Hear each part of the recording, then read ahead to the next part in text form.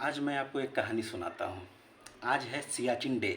आज ही के दिन 13 अप्रैल 1984 को भारतीय सेना ने सियाचिन ग्लेशियर पे कब्जा किया था, उसे ऑक्यूपाइड कर लिया था, उसे जीत लिया था। आखिर ऐसा क्यों हुआ? भारत सरकार को कैसे पता लगा कि सियाचिन पे ऐसी ऐसी हरकत पाकिस्तान कर रहा है? अब सुनिए, बात होती है। बात यह है कि भारत सरकार भी सियाचिन पे ऑलरेडी पहले से थी और वहाँ पे जितने भी जूते, ग्लव्स, जितने भी कोट वोट जितने भी होते हैं, जितने भी एसेसरीज होते हैं, भारत में वो चीज़ नहीं बनते थे। वो चीज़ यूरोपियन देश स्विट्ज़रलैंड में बना करता था।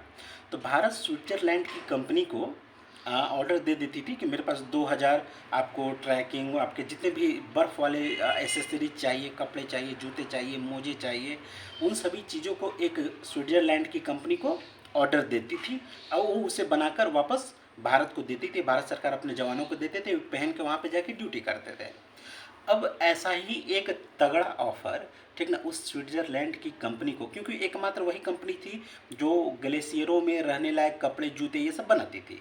ऐसा ही एक ऑर्डर पाकिस्तानी सेना ने उसी कंपनी को दे दिया, ठीक ना। उसी कंपनी को 1000-2000 जो भी हो उतना पीस का ऑर्डर दे दिया।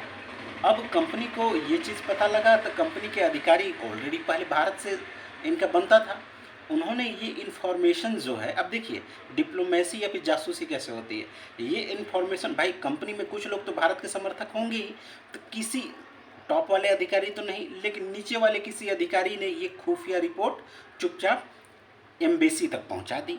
अब एम्बेसी इस चीज़ को भारतीय सेना तक, मैंने भारत सरकार पे आ गई। भारत सरकार ने भारतीय सेना, जितने भी रॉ हैं, आईबी हैं, सबको खबर अलर्ट हो गई कि पाकिस्तान वाले आखिर इतनी बड़ी संख्या में ग्लेशियर में रहने वाले इक्विपमेंट्स की डिमांड क्यों की है।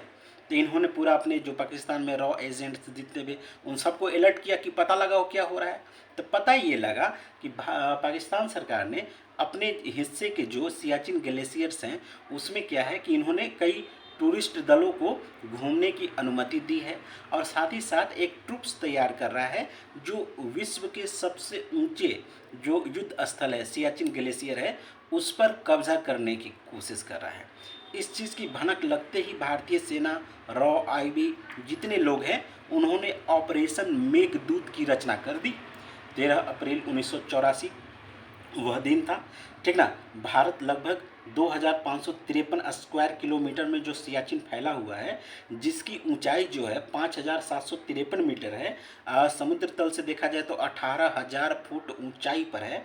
यह 70 किलोमीटर लंबा एक युद्ध क्षेत्र है और विश्व का यह सबसे ऊंचा युद्ध क्षेत्र है, जहां आज भी भारत के 10,000 सैनिक तैनात रहते हैं, जिनमें 5 से 10 करोड़ रुपए प्रतिदिन का रहने का खर्च आता है, ठीक ना। अब यहाँ देखेंगे कि ये जो सियाचिन ग्लेशियर है, एलओसी के पास, लाइन ऑफ जो कंट्रोल है उसके पास पूर्वी काराकोरम रेंज में अवस्थित है।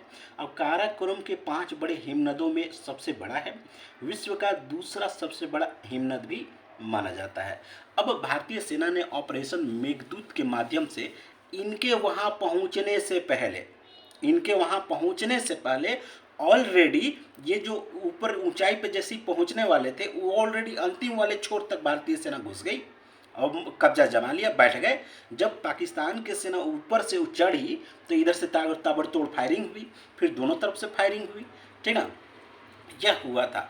इस तरह से 13 अप्रैल 1984 को भारत ने पाकिस्तानी सेनाओं को एक बार बहुत बुरी तरह से हराया और सियाचिन पे कब्जा किया। देखिए, जो व्यक्ति ऊंचाई पे होता है वहाँ से कहीं भी मिसाइल मारना, दूसरे देशों पे नियंत्रण रखना बहुत ही आसान होता है, ठीक ना, क्योंकि ऊंचाई पे आप बहुत ही पॉजिटिव एक रणनीति मानी जाती है कि आप ऊंचे हो तो आपको टारगेट करना बहुत ही मुश्किल होता है। जैसे कारगिल में हुआ था, याद है, एक ऊंची चोटी पर उन लोगों ने कब्जा कर लिया था।